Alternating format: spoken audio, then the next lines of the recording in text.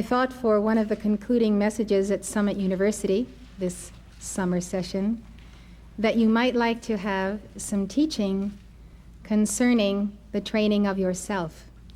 The training of yourself to be leaders, professionals, executives, teachers, those of you who can go back and organize groups and lead groups. And so I thought, where shall we draw the very simple outline of what makes people either successful or unsuccessful? So I chose to use a book that is very popular. In fact, almost anywhere you go today, you can find someone in a corner reading this book. It is called The 7 Habits of Highly Effective People. It's by Stephen Covey. It is a wonderful book. I recommend it to you, and I ask that you should study it and attempt to repattern your life out of this formula. The formula is amazingly like the teachings of the Ascended Masters, but they are brought down to a very practical how-to on a day-to-day basis. So I'm going to give you now a summary of the 7 habits of highly effective people with some comments. Stephen R. Covey is chairman of the Covey Leadership Center and the nonprofit Institute for Principle-Centered Leadership. Principle-Centered Leadership.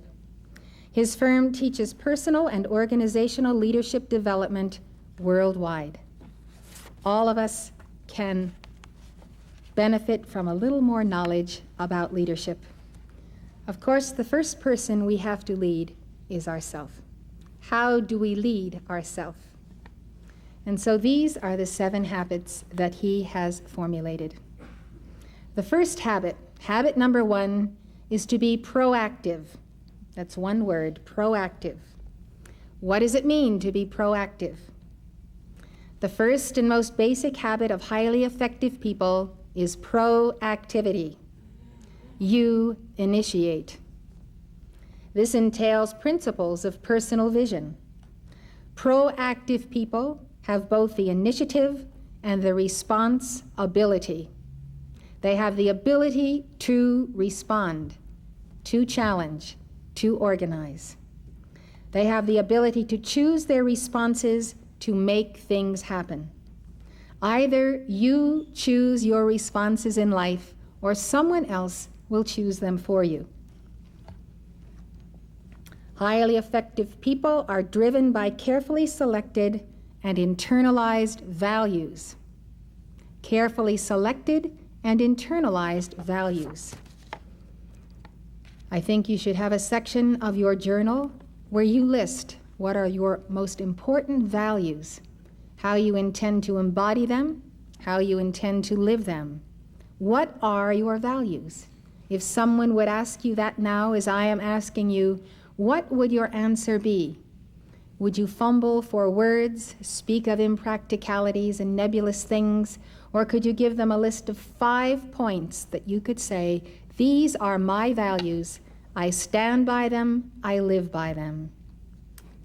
Covey observes, until a person can say deeply and honestly, I am what I am today because of the choices I made yesterday, that person cannot say, I choose otherwise. Proactive people concentrate on the things that they can do something about, what Covey calls their circle of influence. This is such an important step. All of a sudden to say, all these things out here are out of my control, but I can work change where I am. I have influence here. I can make my voice count. I can work change. I can help people to understand that they have better options, that there are opportunities, and that they are within our reach and our grasp. So the approach is to change from the inside out, to be different, and by being different, to effect positive change in what's out there. change within and affect what's outside. People who have this focus on building character. They know what they mean by character. They are self-observant, and they know what kind of behavior and thoughts and feelings are without character. And so they work to eliminate the negatives and build strong character that can then withstand the opposition to their great goals in life. Honoring the commitments we make to ourselves and others is the essence and clearest manifestation of our proactivity. When I promise myself I will do something, and then I don't do it because I let other people take my time or interrupt my gait and where I'm going, I feel terrible. I feel terrible about myself that I decided to do something, but I didn't do it. And if I allow that to repeat, if I get a momentum on deciding to do something and then letting others take my time and space, pretty soon I'm building a momentum where I'm starting not to believe in myself, not to believe in my ability to do what I say I will do. If I can't do what I promise myself, how can I do what I promise others? Through self-awareness and conscience, we become conscious of areas of weakness and areas of talent that can be developed. Then we use imagination, that eye magic of the all-seeing eye of God, that third eye chakra. We use the imagination. How do you crank up your imagination? You literally have to pull the switch, turn on your third eye, and look through it as though you're looking through a vast telescope or a microscope or a window upon the world. You think of your third eye as a screen in which you can see anything anywhere, but on which most especially you can create, just like you might create on your Macintosh computer. You create by your vision. That is what is called imagination, or what Mark Prophet called eye magic. Seeing is believing, and believing is becoming what you see. So we use imagination and independent will to act on that awareness by making promises, setting goals, and being true to them. Part of the very first habit of being proactive is therefore being true to ourselves, so that we will not be false to any man. Until we come forward with that strength, that very firstness in our life of being true to ourselves, we cannot be true to anyone else. We have to know we can count on our being true to ourselves, then we will have the confidence to lead. This builds our integrity, makes us aware of our self-control, and gives us the courage and strength to accept more of the responsibility for our own lives. Because it is now becoming repetitive, we're building a strong momentum. I was able to do that. Now I know I can do this. Why, I've done this many times, so I can commit to doing it again. The habit of success breeds confidence, and success is being true to yourself. As we create strength of character, it moves us in a balanced way toward greater effectiveness. We know when we are effective, and we know when we are not effective. And we don't feel good about ourselves when we are not effective in precipitating our goals, our aspirations, in being successful in business, and being able to follow through on a committee assignment in a club that we belong to, and doing it right and making it be practical. We don't want to be ineffective chelas of the ascended masters. We don't want to be ineffective disciples of Jesus Christ. We take our vows in answer to his calls, but he gives us the wide freedom to determine how we will fulfill those calls that we have now agreed to embody. Working out the plan, the business plan of our responsibilities to life, whether they're spiritual or very physical, working out the plan is the most difficult part of the whole thing. Covey cites the pro-activist in Judeo-Christian tradition, Joseph, the son of Jacob and Rachel, and the father of Ephraim and Manasseh. Covey relates the story that you all know. Joseph was sold into slavery in Egypt by his brothers at the age of 17. It would have been easy for him to languish in self-pity as a servant of Potiphar, to focus on the weaknesses of his brothers and his captors, and on everything that he didn't have.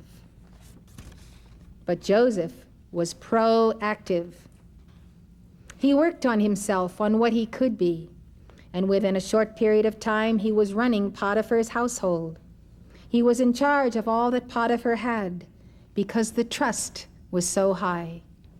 He had established trust in his God, trust in himself, and therefore his superior trusted him. You will find that when you trust yourself, other people will catch on and trust you too. Being trustworthy and being known for being trustworthy is a great asset. Then the day came when Joseph was caught in a difficult situation. He refused to compromise in his integrity. As a result of a false accusation by his master's wife, he was unjustly imprisoned for 13 years. Did he complain? Did he weep? Did he wail? Did he shake his fist at his God? How would you feel if you were imprisoned unjustly for 13 years? Take a slice out of your life right now of 13 years. Would you recover if during all that period your treatment had been unjust? But he was proactive. He didn't dwell on the injustice of the matter. He worked on his circle of influence, on being instead of having. And soon he was running the prison, and eventually the entire nation of Egypt, second only in command to Pharaoh. Covey says, I know this idea is a dramatic paradigm shift for many people. It's so much easier to blame other people, to blame your conditioning, to blame conditions for your stagnant situation. But we are responsible. We are response-able. We are capable of responding if we want to. And the fire of that will is the withdrawn sling, ready to let go of that full force of our determination. That is where we stand as chelas of the Lord of the first ray. We are able to respond, we are able to control our lives and to powerfully influence our circumstances by working on our being, our beiness, what we are, who we are. That is where we have to begin. Only we can define our identity. God has defined our identity first. We must define it second. And if we are smart, we will second his motion and become what he intended us to be. Covey says, if I have a problem in my marriage, what do I really gain by continually confessing my wife's sins to her and everyone else? By saying I'm not responsible, I make myself a powerless victim. I immobilize myself in a negative situation. I also diminish my ability to influence her. My nagging, accusing, critical attitude only makes her feel validated in her own weakness. My criticism is worse than the conduct I want to correct. How many times have I heard chelas on the path tell me that they were justified in getting angry, justified in criticizing, condemning, and judging because the situation and the actions of a certain person warranted it. That means you can become now the arbiter and decide when it is and is not appropriate to condemn and criticize and judge. And whatever is the limits to your tolerance of other people's actions, you will decide when you can let that fuse go off. So you see, there really is never an occasion when criticism, condemnation, and judgment is ever justified. constructive suggestion where it is asked for, fine.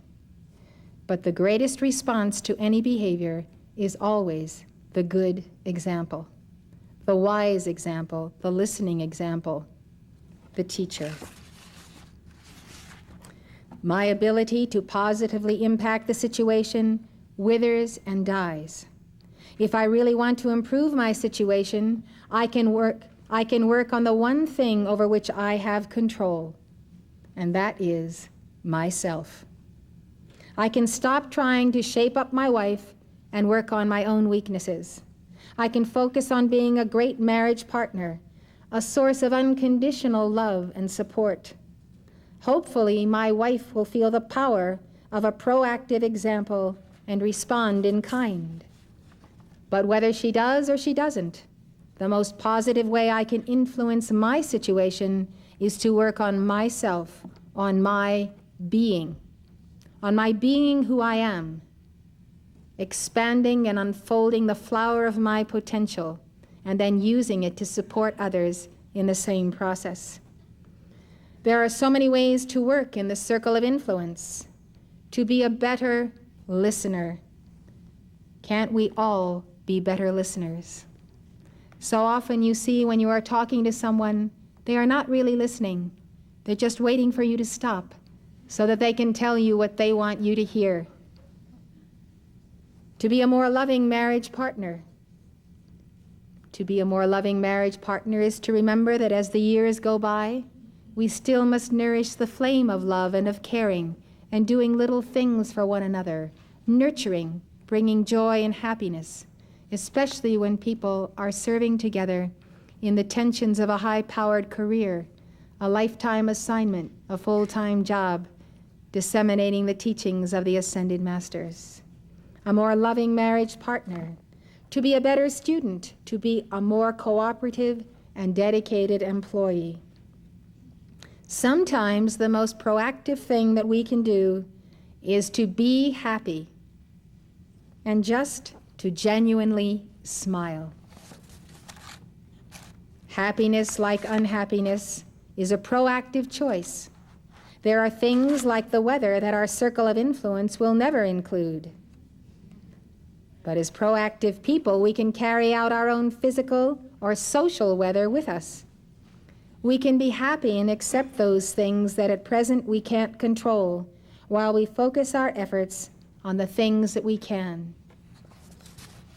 It is almost a relief to the psyche to accept the inevitable that there are a multitude of things in this world over which we have no control, and then to remember that God has control over all of them, and that through intercessory prayer we can call upon Him to take control and command of those things over which we have no control.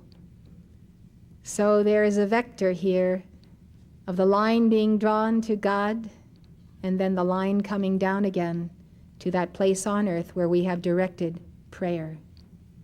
We put the matter in God's control, and then we see action, and we are happy to have been His partner in the results. Habit 1, be proactive. Take initiative, take action, and take it with thought. Habit 2, begin with the end in mind. If you're going on a trip and you have a map in front of you, you look at where you are, you look at where you're going, and you look at the shortest distance or the best way of getting there, the best roads. You simply don't start out without a goal. That is how every day of your life and your entire life must be. Before you begin, have the end in mind. Habit 2 involves principles of personal leadership.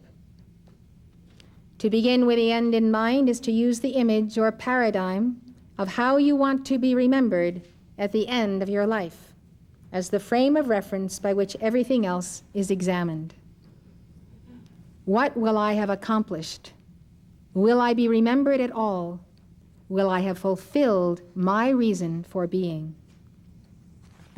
The word paradigm comes from the Greek. In a general sense, it's the way we see our world. It's our frame of reference, our point of view, our way of perceiving, understanding, or interpreting. By keeping in mind what really matters most to you, you focus your awareness on where you are going. You better understand where you are now, and you take steps in the right direction. According to Covey, all things are created twice. Habit 2 is the first creation, the mental blueprint. The mental blueprint. Conscious creation requires imagination. You can't create a thing if you can't see it. Imagination and conscience. Conscience tells you whether what you are creating is right or wrong, whether it will better yourself and society, whether it will bring good to people. Imagination and conscience are the handmaids of conscious creation. Covey says that the second creation, what brings the blueprint into the physical dimension, is habit 3. Habit 3, begin with the end in mind. The key to beginning with the end in mind is to develop a personal mission statement. A personal mission statement. It's like forming your most definite major purpose under the Napoleon Hill framework. Covey puts it this way: your mission statement becomes your constitution, the solid expression of your vision and values. It becomes the criterion by which you measure everything else in your life. Everything else in your life is measured by your mission as stated in your constitution. Writing or reviewing a mission statement changes you because it forces you to think through your priorities deeply, carefully, and to align your behavior with your beliefs. You have a sense of mission about what you're trying to do, and you are excited about it. Covey tells the story of Viktor Frankl, a Jewish psychiatrist who survived the death camps of Nazi Germany. Frankl accepted his freedom to choose his response to his circumstances. He continually projected himself into a brighter future. He began with the end in mind. He visualized himself lecturing to his students after his release from the prison camp, sharing with them the lessons he was learning during his torture. He helped many fellow prisoners to find meaning in their suffering and dignity in their death camp existence. Frankl said that we detect rather than invent our missions in life. We detect. It's all there inside of us. It's a tightly wound coil. We have to find it out. We have to detect it. We have to find out what it is. Then we have to bring it forth. Just like the little child in the Montessori classroom, the little child who discovers who he is inside by what is in his environment, but by that very special exercise that makes him understand something more of himself. This is why every single exercise in the Montessori classroom affects the child in a way that that child knows himself better for the exercise. This is why the child loves the exercise and does it over and over and over again through the cycles of bringing into form, the cycles of creation, until he has become the exercise. He has realized its object. He is it. He goes on to the next one to discover in wonder another part of himself. He is putting the parts of his house together, and his soul, through that, can magnify the Lord, because the soul is intact. The soul is being made whole by this contact with these magnificent and scientifically designed exercises and equipment that Maria Montessori has given us for the classroom.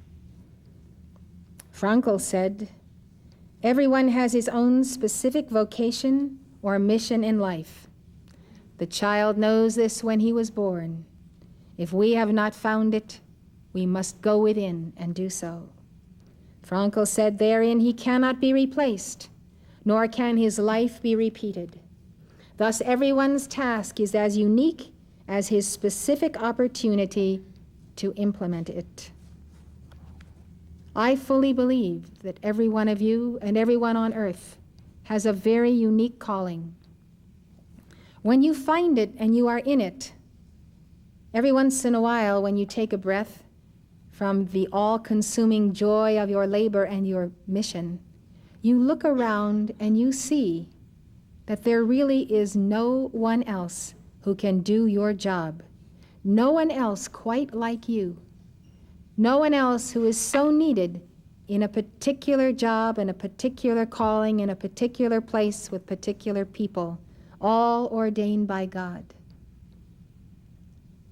One of the tragedies that happens to people in life is that they lose the concept of the uniqueness of their mission, and that they are unique to so many people whose lives they touch every day. This often comes because of a sense of absence of self-worth, psychology that is not good, that gets in the way of fulfillment.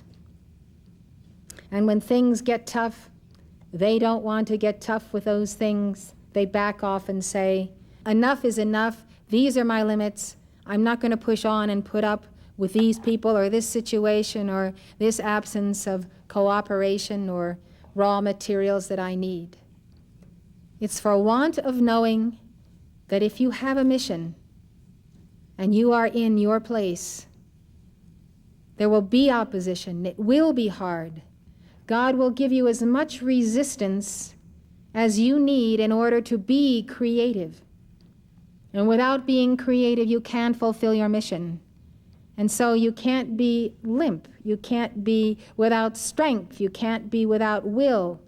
And the amount of force that you have to apply to your mission to be totally creative, to realize it, is the amount of force of karma coming upon you, of initiation from God, just enough pressure so that there will be a melting of the elements and an alchemy in your being, and the fire of God can then burn on the altar of yourself. No mission is a mission unless it is hard, unless you sweat blood and tears, unless you put in long hours. No one has ever fired the magnificence of the paintings, the art, the architecture, science, invention, and the builders who have built the magnificent bridges and tunnels and amazing structures that we see in this society and from the ancient days of Atlantis. And think of the sweat that went into the building of the pyramids, or of the Hebrews as they were under Pharaoh and under their taskmasters. What was God doing, allowing people to be under such intensity of work? He was moving them to the place where they preferred him and his creative powers than all of these things. He was moving them to the place where they could transcend themselves, and they could discover through a dedication and a mighty work that they could become more of who he was and who they were in one place. Something has gone wrong in the earth. Socialism, communism, more and more handouts from the government, more and more demanding, do something for us, do something for us, do something for us. The value of this pain, this heartbreak, this pressing on, this pushing through, this knowing that if you don't surrender to your highest self and highest purpose, you will fail. That has to be inculcated into our children, into ourselves. You cannot sit back and look at people who are a success and think that you are excluded from the circle. You just have excluded yourself, that's all. Because our books and our classrooms haven't taught us what it really takes to reach this pinnacle of being, lifetime after lifetime. This is what this particular habit is all about. Begin with the end in mind. Know what that end and goal is, and then give all of your life and your heart to it. Give everything you have to it. so that when you get there, and you will in time and space, you can look all the way back and say, I am who I am today because of the decisions I made.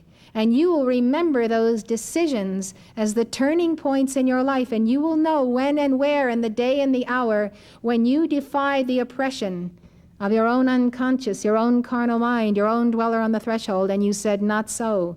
I in God, and God in me is greater than all of this. I will not take no for an answer, and I will push through. I will push through. Frankl said, ultimately, man should not ask what the meaning of his life is, but rather he must recognize that it is he who is asked. The world is asking you. Your soul is asking you. You are on the line to declare the meaning of your life. And you must pray and work till you find it. How do you find it? You always take the nearest human footstep in the best and rightest direction you know, in the most constructive serving and giving of yourself, and then pray to God to keep leading you in the way that you should go until it becomes absolutely clear. The worst thing you could ever do is idle and sit there month after month and year after year and say, well, I've never quite figured out what my divine plan is. What should I be doing with my life? The answer is you should be doing something constructive, and doing it well, because you will be led to the next something that you should be doing. It is a question of following the inner path of your own footsteps and remembering that you do not have 100% freedom to choose everything in your life because you have made prior choices. And those prior choices have caused you to create negative karma, which limits you and demands that you are at a certain place at a certain time to balance that karma. But you have also made choices for positive good. That's the wind in your sails, and when you feel that strong wind, you take it, because your momentum is coming through from your causal body. And then the winds die down, and there you find yourself, perhaps in the shallows. And at that point, you have to prime the pump. You have to say, here I am, what do I do in these shallows? So you do something that you know is constructive, will bless life, something that you do cheerfully, joyously, lovingly, and that you know, because you know the law and the science of karma, is the process of balancing karma.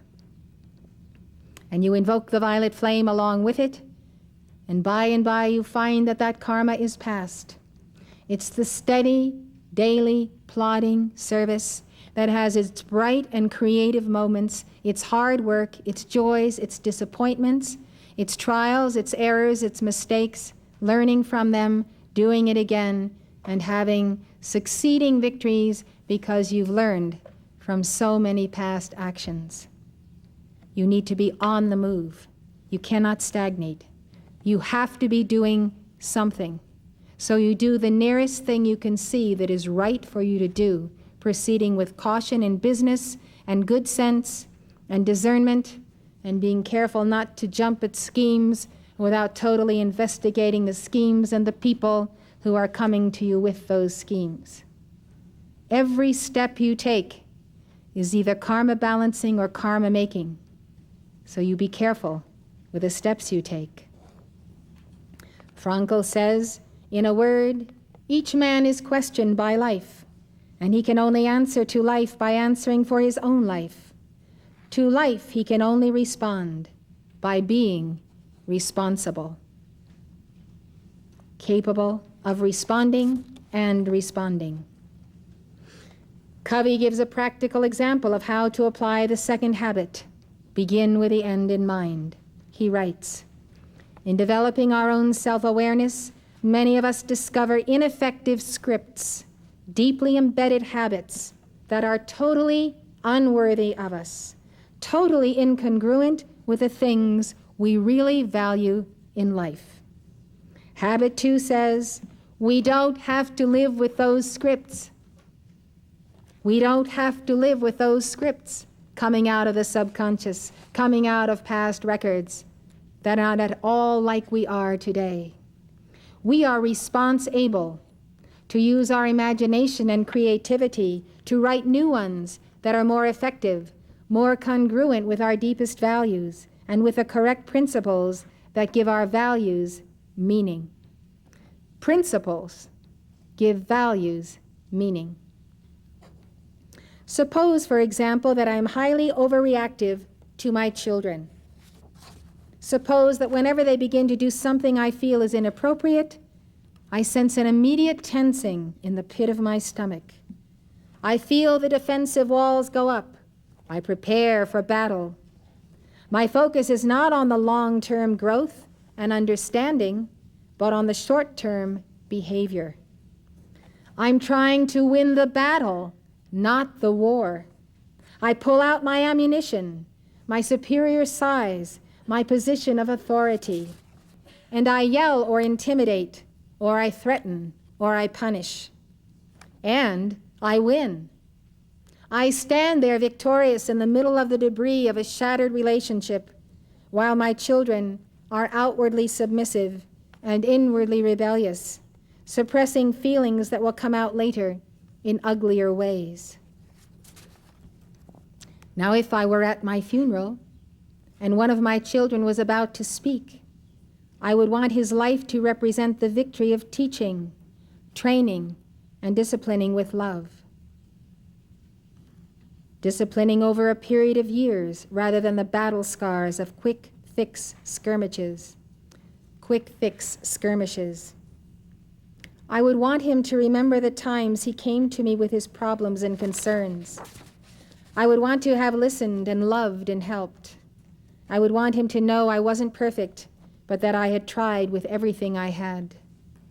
And that perhaps more than anybody in the world, I loved him.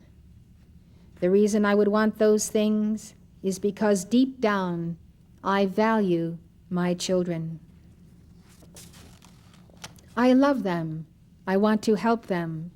I value my role as their father, but I don't always see those values. I get caught up in the thick of the thin of things. The thick of thin things. What matters most gets buried under the layers of pressing problems, immediate concerns, and outward behaviors. I become reactive, and the way I interact with my children every day often bears little resemblance to the way I deeply feel about them. Because I am self-aware, because I have imagination and conscience, I can examine my deepest values. I can realize that the script I'm living is not in harmony with those values. And I can change. I can change. We have the alchemy of change within our hearts. It's the spark of immortal life. We have the alchemy of change in the gift of the violet flame, in our teacher, Saint Germain, who teaches us the alchemy of self-transcendence. We can transcend the former state and move on. We, because we are sons and daughters of God. I can live out my imagination instead of my memory. I can tie myself to my limitless potential instead of my limiting past. I can become my own first creator. To begin with the end in mind means to approach my role as a parent, as well as my other roles in life, with my values and directions clear. It also means to begin each day with those values firmly in mind. Then as the challenges come, I can make my decisions. I can make them quickly because my values are in place.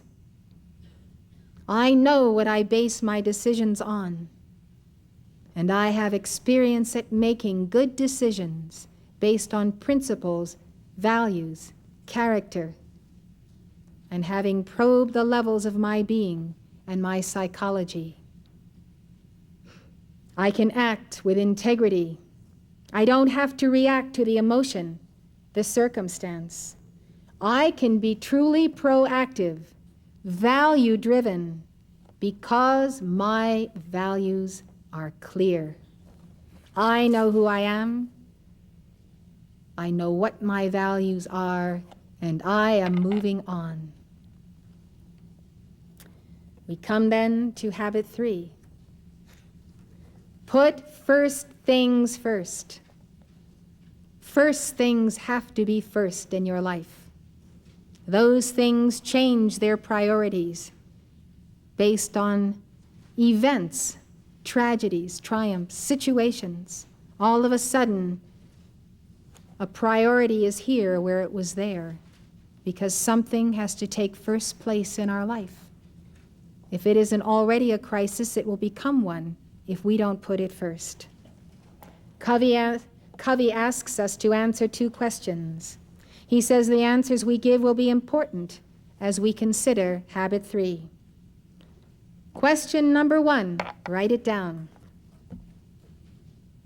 What one thing could you do that you aren't doing now that would make a tremendous positive difference in your personal life if you did it on a regular basis?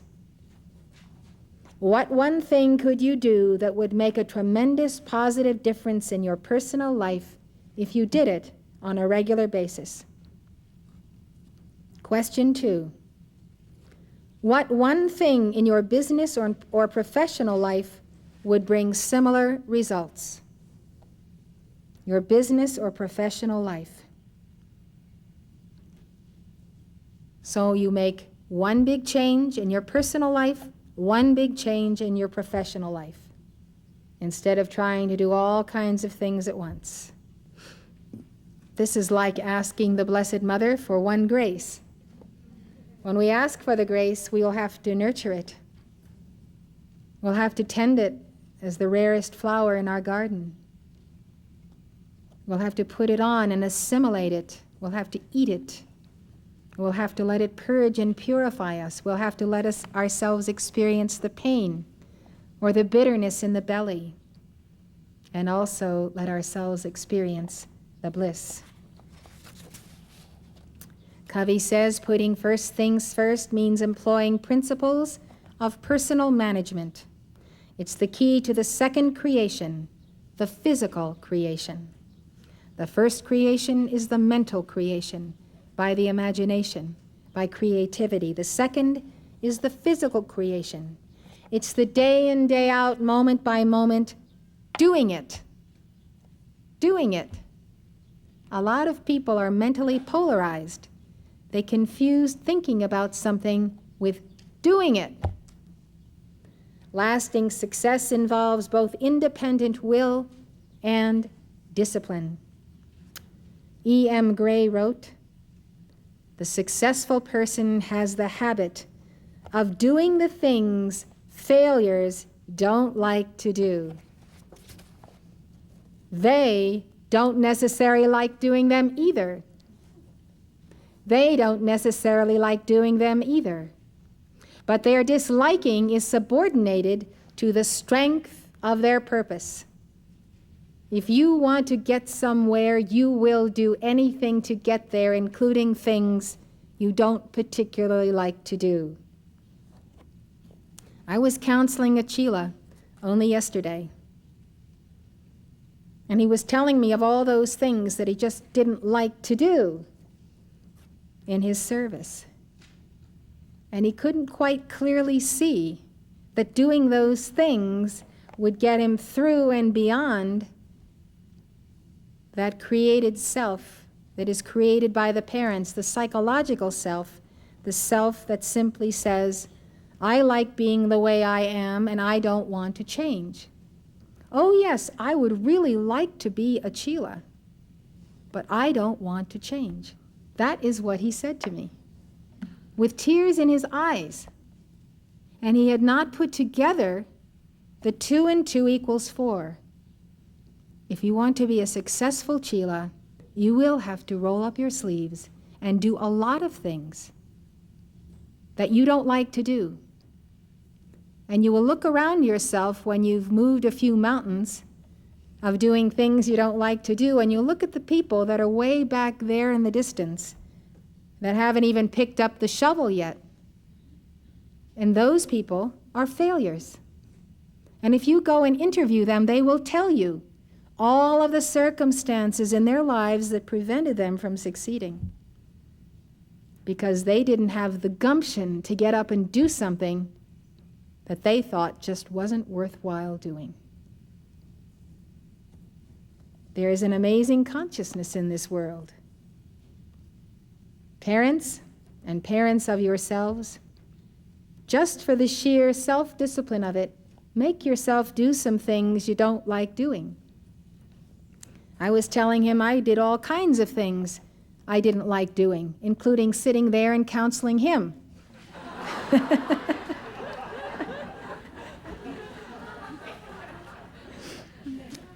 I was just kidding, of course, because I really was loving counseling him because he really needed it, and he was so stuck in a rut that if I just didn't lift him up out of this rut and put him in a higher rut of a spiritual action, that I knew he was not going to change in another year and another year. So how come nobody ever told us how to put things together and make things work and get where we're going? Well, perhaps we weren't listening. Perhaps we weren't observing. There have been successful people throughout the centuries. All of us have had to have heard about a few of these people who have been great successes. Sure, a few of them were lucky. And that's who people like to look at, the lucky ones who just happen to be somewhere at the right time. Those are not the people to pattern yourself about, to pattern yourself after. Those are the people that you leave alone and say, praise God, they got a break. But that break was their good karma. So let them enjoy their good karma. If we are really willing to look and study people, we will see that every successful person is a formula to success. And if we really want to be successful, we'll find out what makes them tick and how they got where they were going. That's what Napoleon Hill's book is all about, and I suggest you get that book, The Law of Success. I suggest you read his other books, because he went about interviewing all kinds of famous people who were successful. And the stories in the book tell you why these people became multi-millionaires. What were the principles that they practiced in life whereby they were making good karma, putting out good energy, giving more than was expected of them, and reaping the rewards and the return. Covey says that having a mission, a clear sense of direction and value, a burning yes inside, makes it possible to say no to other things. Saying no to other things. I have said thousands and thousands and thousands of no's to other things all of my life,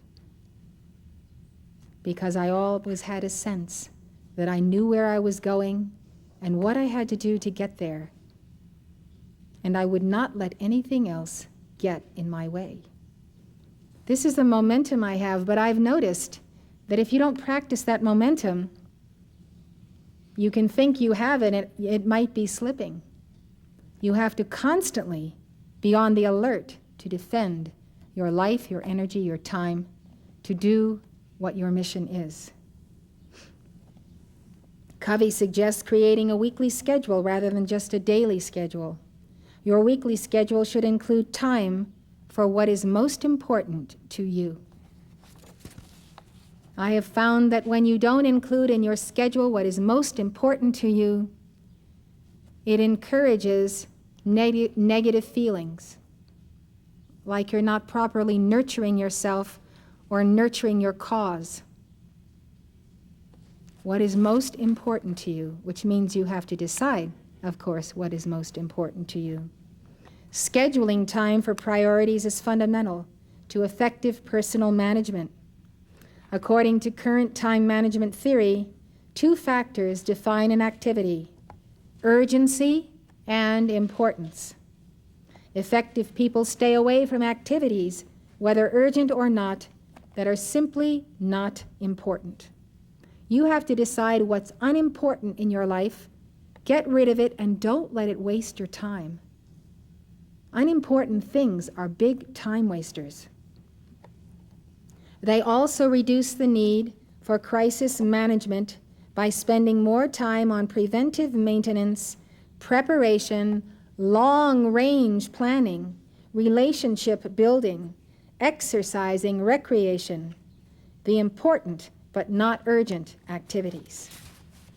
These activities contribute to our mission, our values, our high priority goals. Every one of the 7 habits is in this category. Every habit deals with fundamentally important things, which, if done on a regular basis, would make a tremendous positive difference in our lives. To say yes to important priorities, you have to learn to say no to other activities, sometimes apparently urgent things.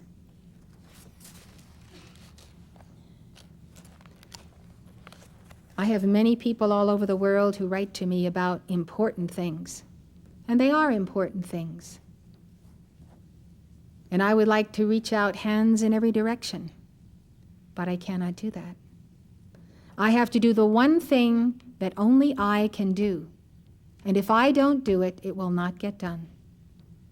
And that is to publish the teachings of the Ascended Masters. Some people get discouraged when they tell me their plans and projects, send me a lot of letters and descriptions of what they're doing, ask me to become a part of their mastermind alliance, work with them in this project, advise them in business, and so forth. And I have to tell everyone, I cannot do this. This is your life. This is your decision.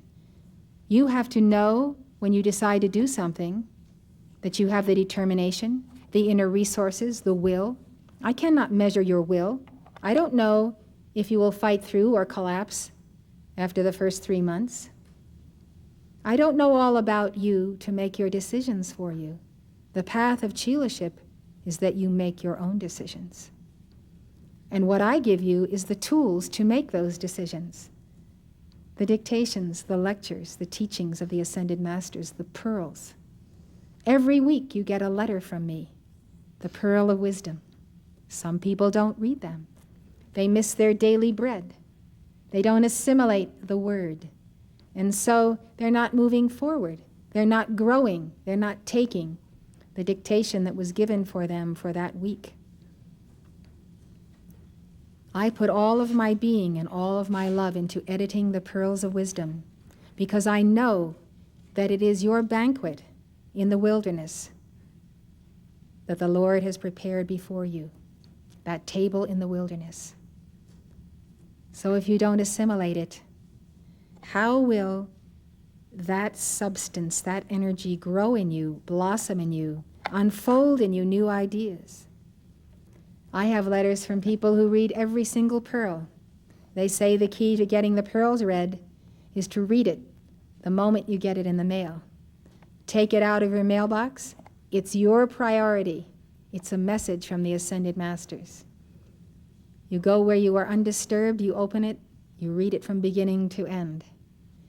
You read it the next time, and you underline all the important parts that you want to remember and put into your prayer calls. Each time you read it, because time passes, challenges come, something else will come out. You have approximately 7 days to assimilate it, which is a process of self-creation. And then, hopefully, the next pearl is there. So I'd like to give you a story that Covey uses to demonstrate this point.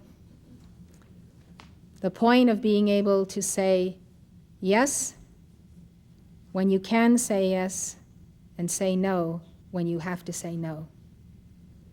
Some time ago, my wife was invited to serve as chairman of a committee in a community endeavor. She had a number of truly important things she was trying to work on, and she really didn't want to do it. But she felt pressured into it and finally agreed. Then she called one of her dear friends to ask if she would serve on her committee. Her friend listened for a long time and then said, "Sandra, that sounds like a wonderful project, a really worthy undertaking.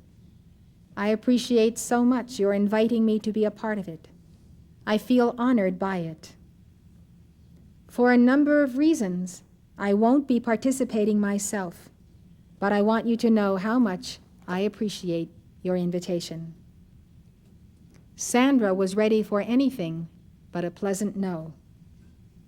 She turned to me and sighed and said, "I wish I had said that." Covey says, "I don't mean to imply that you should not be involved in significant service projects.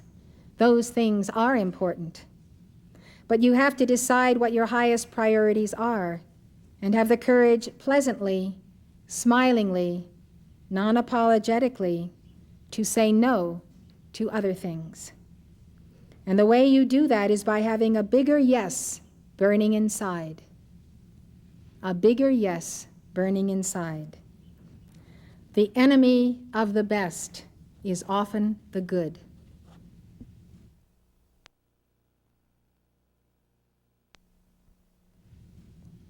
You can't do your best when you split yourself up to do all these good things. Where is your best achievement? It is fragmented. It is interrupted. The creative spiral is interrupted. When you have a real fire in yourself to accomplish something, I have found that the best way to do it is to burn the midnight oil. And that's the way my psyche works. That's the way my being works. If I'm on fire for a book or a project, I can only sleep a few hours and I have to get up and work on it until I can no longer hold my eyes open, and then I sleep and then I get up. And that is the way I have brought forth the books I've done. If I try to do them a little bit each day on some kind of a regular routine, I lose that creative momentum, that endowment of fire to complete something. And because there are so many urgent things that come to my attention that I need to deal with, I can tell you that I have any number of unfinished projects on my shelves. One thing that I tell people so often is that it is your fear and your insecurity that makes you think that I have to know everything that's going on everywhere in this organization as soon as it happens, and that if I don't know about it on the outer, then something will go wrong. You can do much about those situations. You're in a position to be proactive and make decisions on them. But you can also appeal to my mantle at inner levels, give those 7 calls for illumined action, which are a matrix of intense determination, and that's how you should always give them. Give those calls, call to the messengers, call for my mantle, call for my presence there, and I will be there. I promise you. It is the law of my being. My presence can be anywhere you are that you need me. Just believe me when I tell you it is so. And so I will be there. Call my name and do it with determination. Demand that I come. You don't have to have me physically involved, although I might be a little bit later when I get back to my inbox and my phone messages. This is very important. El Morya once said, "Let the messenger be the messenger." If you want me to be all things to you, then there is one thing I will not be, and that's the messenger. You need to say the same about yourself. I always tell students, your mission, your life, is absolutely equally as important as mine. Maybe it's of greater importance. After all, the cycles move on. We expect those coming after us to exceed us. There may be only one thing different between you and me. I have accepted that I have a unique mission, that life depends on me, that El Moria depends on me, that you depend on me. And I feel joyous and serious about that. I don't think all of you see yourselves as being absolutely indispensable to this age, to this cosmos. Your place in this universe is held for you. And if you don't fill that place, it becomes a black hole. No one else can fill it. 3 or 5 people might try to duplicate what you might have done, but they will never be able to do it as you could do it.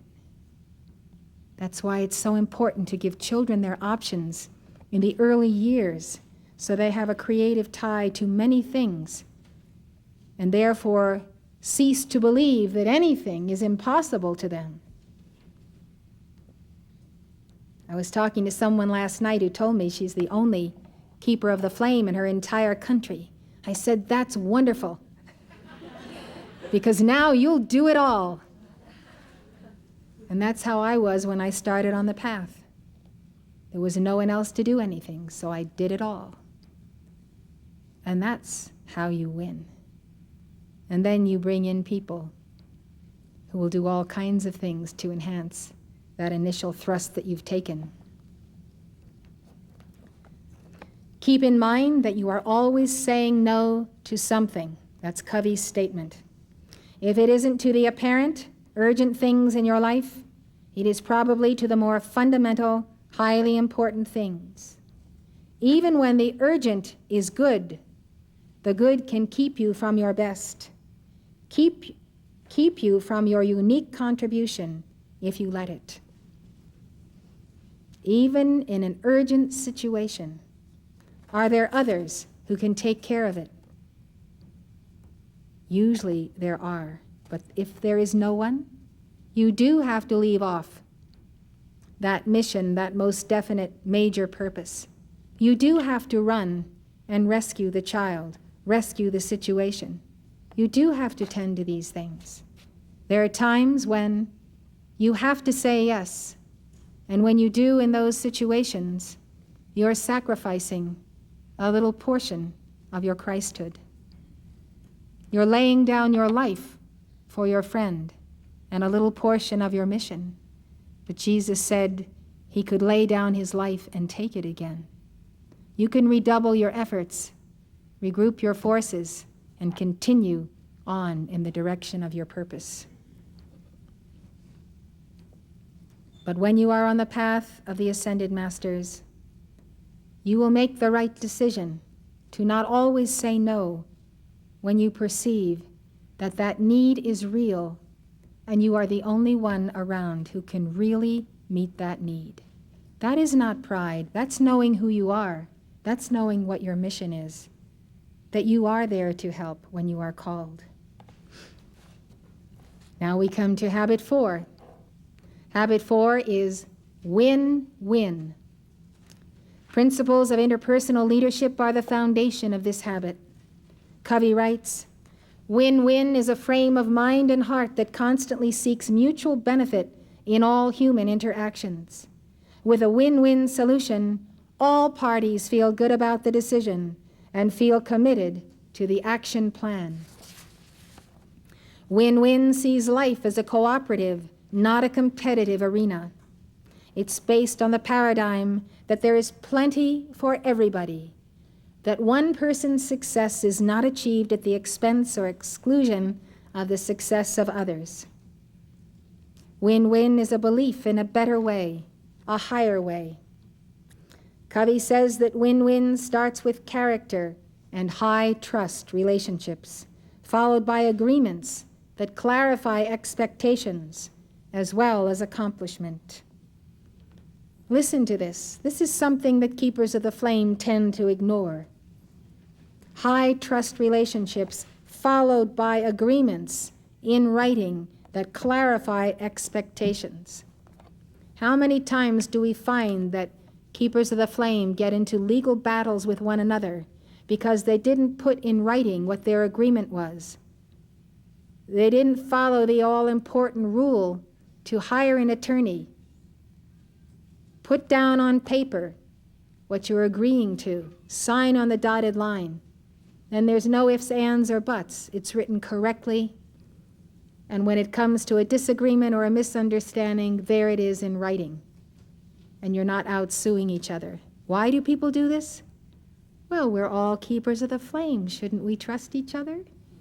What has trust got to do with doing things right? It's got everything to do with doing things right. You do things right. And you just don't assume that this is some kind of an etheric brotherhood where everybody is wonderful and perfect and no one will be unkind or dishonest or come in and test you to see whether or not you discern the spirits and know that this person is out to get your money. You need to be careful and follow the principle that Mark Prophet taught us. Trust no man, trust God. And then you will always take the proper precautions and follow the right business procedures. The win-win system thrives in supportive systems and is achieved through a process of principled negotiation. He offers a 4-step process to arrive at win-win solutions. 1, see the problem from the other point of view. Does it take us all our life and lifetimes to do this? Sometimes it's the very last thing we learn. See the problem from the other point of view. Really seek to understand and to give expression to the needs and concerns of the other party, as well as, or better than, they can themselves. 2, identify the key issues and concerns, not the positions, but the concerns that are involved. 3, determine what results would constitute a fully acceptable solution. 4, identify possible new options to achieve those results. Win-win can only survive in an organization when the systems support it. Covey gives the following example. This is very interesting.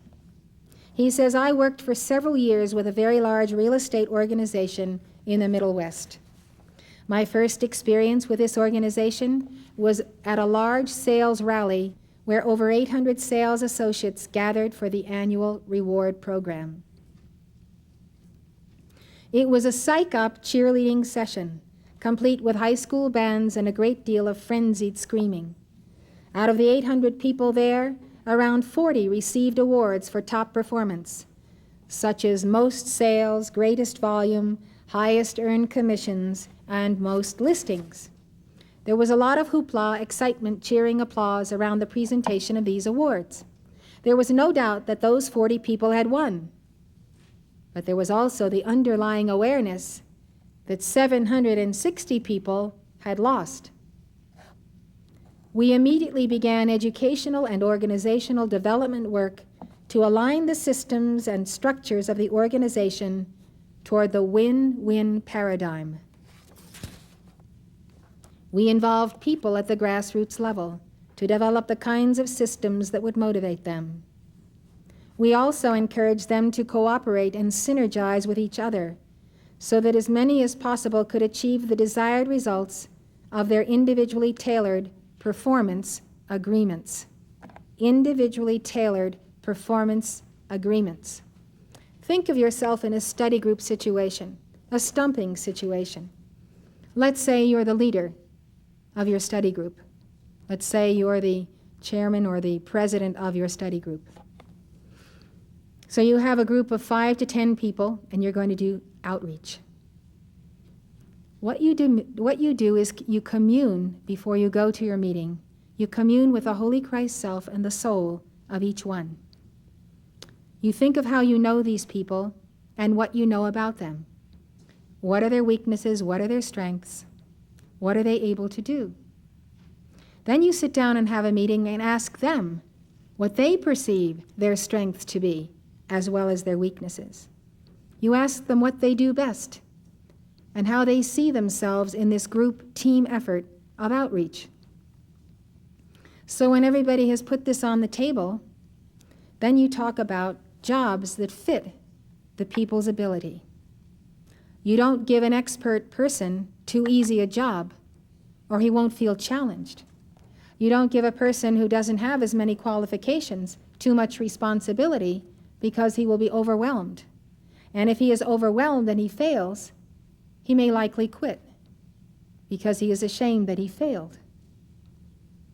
So assigning a group of people to be team players and knowing who's on first base, who's pitcher, catcher, and outfield, that's very important. Leaders have to know this. And so what Covey is saying he did when he joined this real estate organization is he had individually tailored performance agreements. The people agreed to perform at a certain level and in a certain tailor-made job assignment. At the next rally, 1 year later, there were over 1,000 sales associates present, and about 800 of them received awards. There were a few individual winners based on comparisons, but the program primarily focused on people achieving self-selected performance objectives and on groups achieving team objectives. What is a self-selected performance objective? It is you. You rate yourself. You determine your strength levels, your ability levels, what you know how to do, what you can do, but most importantly, what you will to do. What you say, yes, I will do this, and I will do it well. I will do it well, and I will carry it through from the 12 o'clock line all the way around to the physical precipitation back again on that 12 o'clock line. So your willingness has a lot to do with it. Don't bite off more than you can chew. If you've never done things before, then give yourself an assignment that's hard enough to tax you and pull out your creativity, but not so hard that you will get discouraged and simply give up and say in the middle of the whole project, I can't do this. Somebody else is going to have to do it.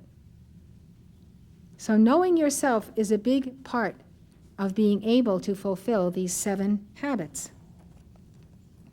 And so in the second year, there was no need to bring in the high school bands to artificially contrive the fanfare, the cheerleading, and the psych-up.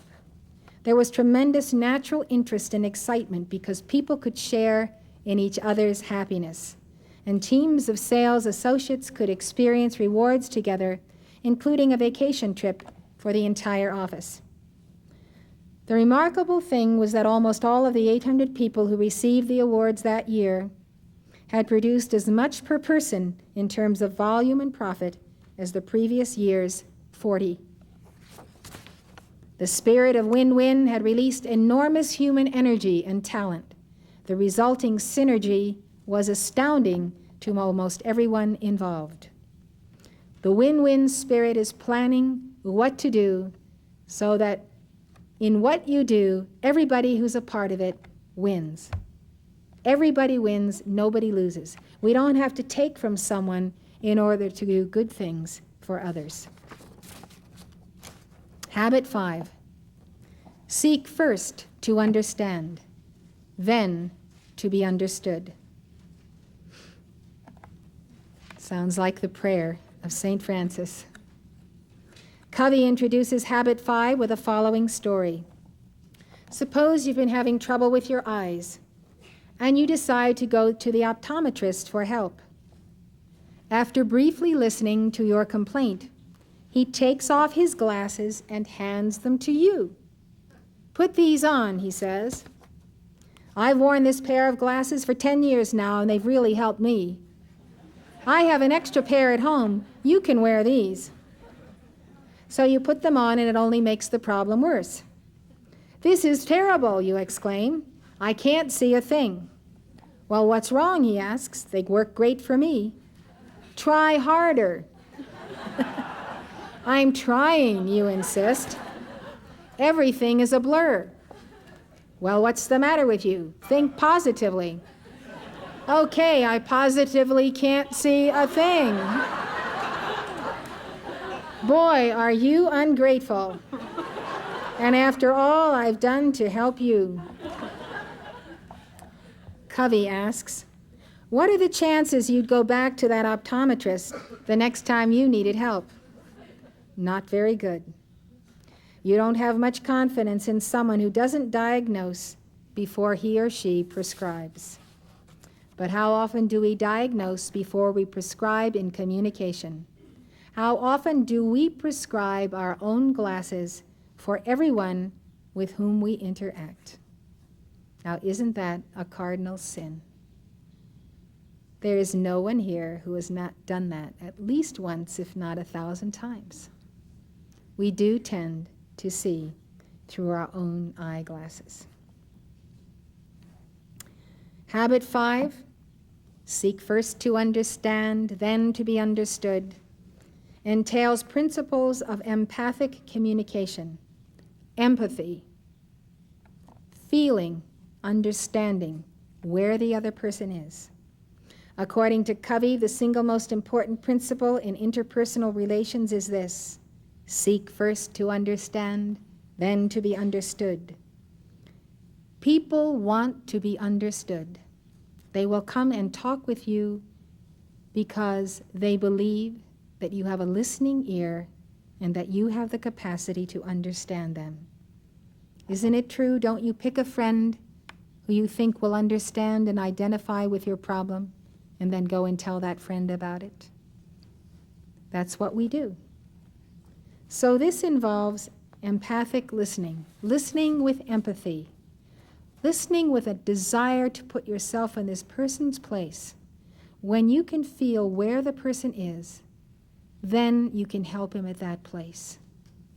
And you need to let him talk and talk and talk until you find out exactly where he is. Where is he coming from? Put yourself in that place and then attempt gently, with professional expertise if you have it, with love, to lead him by the hand out of the trap that he's placed himself in, the psychological trap, the victimized trap, whatever has caused him to be helpless in that position. Covey writes, the essence of empathic listening is not that you agree with someone, it's that you fully, deeply understand that person. Nothing will be taken from you. You will not be robbed if you allow yourself to understand someone and yet still disagree with them. You listen with your ears, but you also listen with your eyes and with your heart. Empathic listening requires a fundamental security on your part. You have to be secure in yourself, because by really listening, you open up yourself to being influenced by others. You can be carried away in a flood of tears flowing from someone else. If you are secure in the bedrock of your own reality, you can understand and allow yourself to enter someone's world without descending to that level. You can be strong to help them out of it with empathy. Covey says that habits 1, 2, and 3 help you identify your changeless inner core, the principal center, that point of that sun center of the solar plexus, the seat of the soul. And from that principal center, you can handle the more outward vulnerability with peace and strength. Remember, the first 3 habits are: be proactive, begin with the end in mind, and put first things first. These help you identify your changeless inner core, the principal center from which you can handle the more outward vulnerability with peace and strength. When you have an accurate understanding of the problems and issues, then seek to be understood. Present your own ideas clearly, specifically, and in the context of the concerns and paradigms of the other person. Put it to him in his terms that he can understand. This approach increases the credibility of your ideas, and everyone benefits. Know your audience. Speak to them from where they are instead of from where you are. When we really understand each other, we open the door to creative, win-win solutions. Potential problems can be nipped in the bud. Our differences are no longer stumbling blocks to communication and progress. Instead, they become the stepping stones to synergy. Habit 6, Synergize. Synergize. Synergize. Synergy in communication is based on principles of creative cooperation. In simple terms, synergy means that the whole is greater than the sum of its parts. That's the principle of Napoleon Hill's Mastermind Alliance. You take 7 people apart, and they only are 7 ones. You put 7 people together in a mastermind alliance with their causal bodies, their inner Christ, their souls, their outer momentum and development, and they multiply one another. And you have an infinite capacity to tap the resources of the mind of God. So that's synergy. Communicating synergistically means simply opening your mind and heart and expressions to new possibilities, new alternatives, new options. Covey says that the key to interpersonal synergy is intrapersonal synergy. That is synergy within ourselves. This occurs when a person has access to both the intuitive, creative, visual right brain and the analytical, logical, verbal left brain. Valuing the mental, emotional, and psychological differences between people is the essence of synergy. Valuing the differences. If 2 people who value each other and each other's perceptions see things differently, they want to understand. They strive to see what the other one sees. They value the difference. This increases awareness and affirms the other person, creating an environment for synergy. Synergy is teamwork, team building, the development of unity and creativity with others. When you see only 2 alternatives, yours and the wrong one, you can look for a synergistic third alternative. There's almost always a third alternative. And if you work with a win-win philosophy and really seek to understand, you usually can find a solution that will be better for everyone concerned. Synergy opens up the possibilities for truly significant gain in creativity and cooperation. Covey tells the story of David Lilienthal and the Atomic Energy Commission to exemplify this point. After World War II, the United States commissioned David Lilienthal to head the new Atomic Energy Commission. Lilienthal brought together a group of people who were highly influential, celebrities in their own right, disciples, as it were, of their own frames of reference. This very diverse group of individuals had an extremely heavy agenda, and they were impatient to get at it. In addition, the press was pushing them. But Lilienthal took several weeks to create a rapport among the group's members. He had these people get to know each other, their interests, their hopes, their goals, their concerns, their backgrounds, their frames of reference. In a word, their paradigms. He facilitated the kind of human interaction that creates a great bonding between people. And he was heavily criticized for taking the time to do it because it wasn't efficient. But the net result was that this group became closely knit together, very open with each other, very creative and synergistic. The respect among the members of the commission was so high that if there was disagreement instead of opposition and defense, there was a genuine effort to understand. The attitude was, if a person of your intelligence and competence and commitment disagrees with me, then there must be something to your disagreement that I don't understand, and I need to understand it. If you have a perspective, a frame of reference, I need to look at it. Non-protective interaction developed, and an unusual culture was born.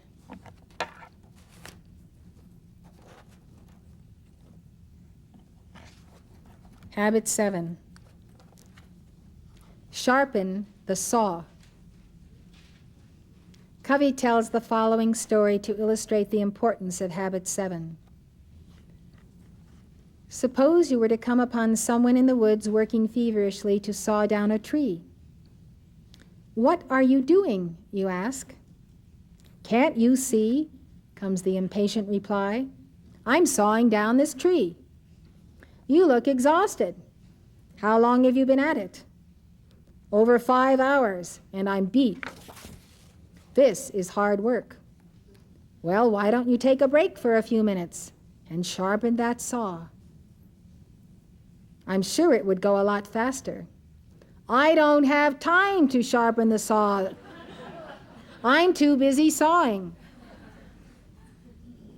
Habit 7 is anchored in principles of balanced self-renewal. It's taking time to sharpen the saw. You. It is preserving and enhancing the greatest asset you have. You. According to Covey, Habit 7 is renewing the 4 dimensions of your nature: the physical, spiritual, mental, and social, emotional. Renewing the physical dimension involves proper exercise, good nutrition, sufficient rest, and relaxation. Renewing the spiritual dimension comes with value clarification and commitment, study, and meditation. You sharpen the mental saw through reading great literature, visualizing, planning, and writing. Covey suggests spending 1 hour a day in sharpening the saw in the physical, spiritual, and mental dimensions. This gives you a foundation of intrinsic security. Intrinsic security. Then you sharpen the saw in the social, emotional dimension by valuing the differences between yourself and others, and working for genuine understanding and for synergetic, win-win solutions in relationships. Covey says that renewal empowers us to move on an upward spiral of growth and change, of continuous improvement, if we also educate and obey our conscience. An increasingly educated conscience will propel us along the path of personal freedom, security, wisdom, and finally, power. In Covey's words, moving along the upward spiral requires us to learn, commit, and do on increasingly higher planes. This is a very important point for disciples on the path. How often have I seen people enter the path with tremendous enthusiasm? They don't want to climb the mountain, they want to run up the mountain, they want to leap, they want to spring like the deer and the elk. And this goes on for so many years. They are charging up that mountain. And all of a sudden they come to that place of the hardest rock of their inner core of resistance to God, to the path. They come to the place where their psychology does not allow them to take another step. They won't give up whatever it is about themselves that is not God. Maybe they don't know how, maybe it's willful, maybe they just haven't sorted themselves out. But they come to a place and they say, this is where I stop. And they come to the plateau. The problem is that some of these people have been on that plateau for lifetimes. Now, this is a very sad day, because once people get to that plateau, then they have to defend their position, why they're not self-transcending regularly, continuing up the mountain where the air is thin. Inevitably, they become negative because they are not now following the path they have to criticize those who are following it, or they criticize the church. It's the church, you know. They will never say it's Mother or it's Elizabeth Clare Prophet. It's the church. Well, who is the church? Every one of us is the church, but when they say it's the church, they mean me. So I'm the problem, the way I do or do not do things. They have an argument with me, or they'll manufacture an argument with me. I mean a mental argument, a mental disagreement. Most of the time they will never bring it to me because they know that if they do, that the light of day will shine upon it, and that to accept the solution or the resolution, they're going to have to leave their plateau and keep climbing. We're nomads, you know. We seek no continuing city here. We're with Abraham. This happens to people, and this is why I believe Mother Mary gave us her all-important dictation, telling us that if we don't resolve our psychology, we will come to the place on the path where we will not take another step forward spiritually. Do not forget this teaching as long as you live. If you are stopped and you're not getting anywhere, you need to not only study the books I've recommended for you, you need to get in therapy with the right therapist. You need to be able to talk through what's bothering you. The problem is, most of us don't know what's bothering us. That's why there are professionals.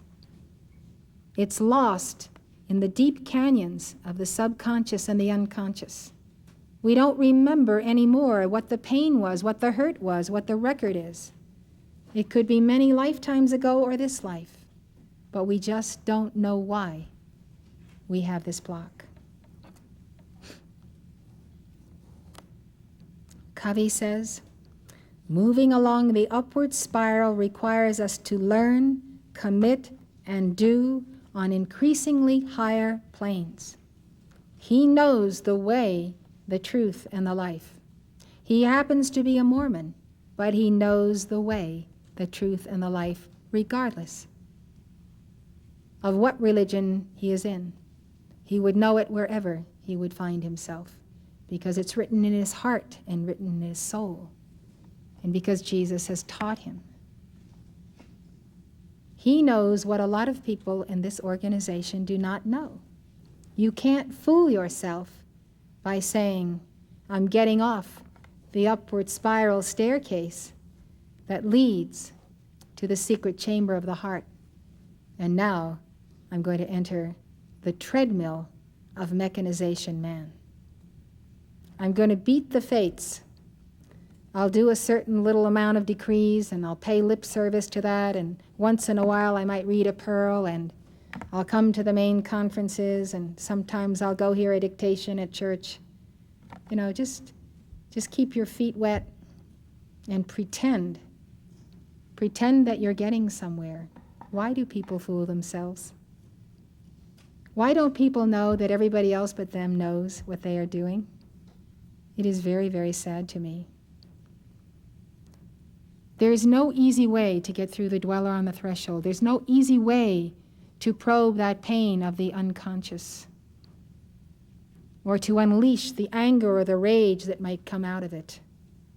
There is no easy way to do it but to do it, and to do it with a professional.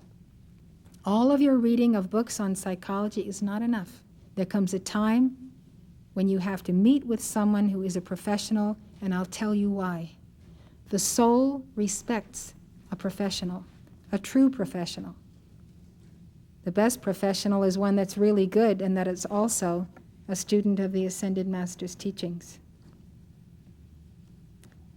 There are a lot of professionals that aren't good, that aren't in the right vibration, and that will not help you solve your problems, but probably complicate them.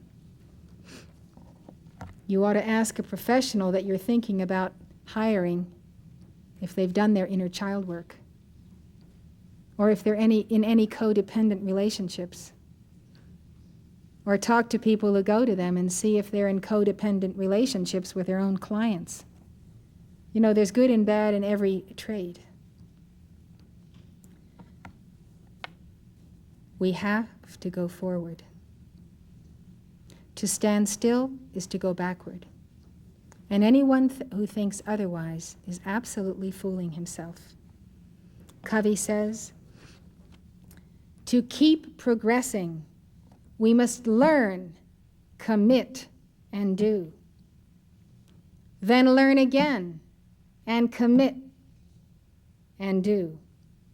Then learn again, and commit, and do again. He says the law of the harvest governs. We will always reap what we sow, no more, no less.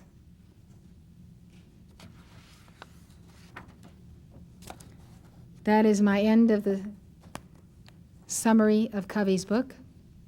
Perhaps many of you have been thinking about reading it and haven't quite gotten to it. This is the core of the message. This little part is the dessert. Let's go over these 7 habits. To be proactive, where does it fall? It's the first ray of God's will. It's the ray of power. Take action.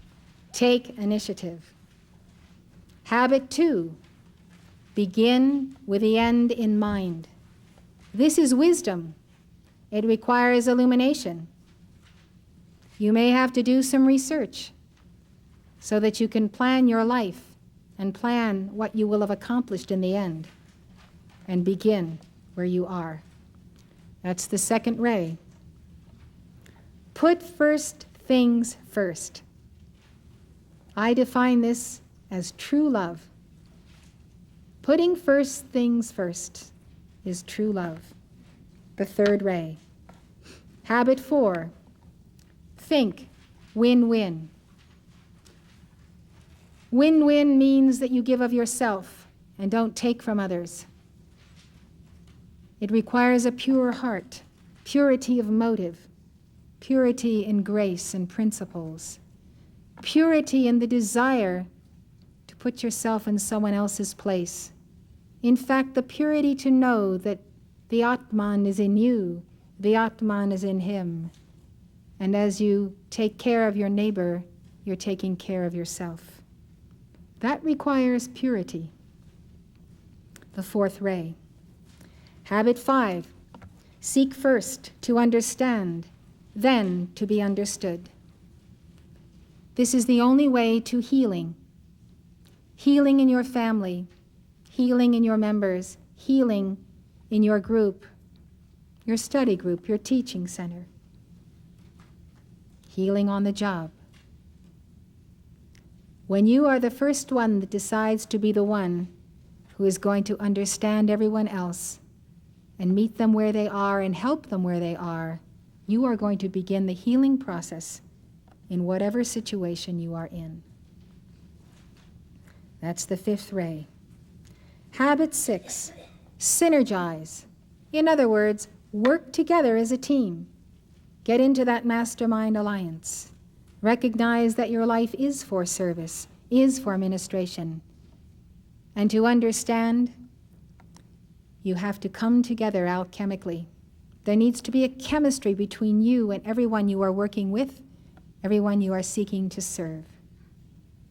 That's the sixth ray. Habit 7, sharpen the saw. That's the great ritual of transmutation that leads to freedom. Keeping yourself fit and able to do all of the previous 6 habits. Sharpen the saw. This means you are always ready. You're prayed up. You have your decree momentum. You're not in a compromised position where your body is out of sorts because you've indulged yourself by wrong eating, not taking exercise, not leading a balanced life. All of a sudden calamity falls and people need you, and you don't have the strength, the will, the good health to help them. Sharpen the saw. Take care of yourself. You're Almoria's saw. He needs you, and he needs you in embodiment as long as you can, as long as you keep sharpening that saw. God bless you, and thank you for your kind attention.